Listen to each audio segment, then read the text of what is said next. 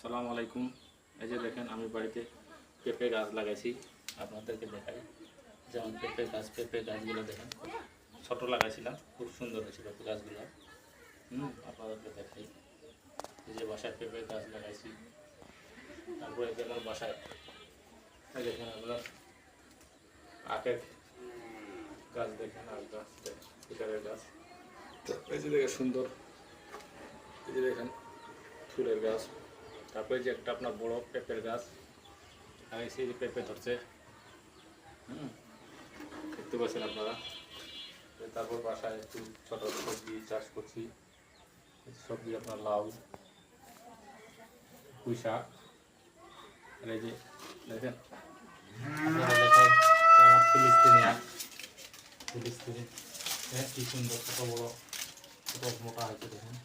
দেখাই কীভাবে অনেক সুন্দর হয়েছে।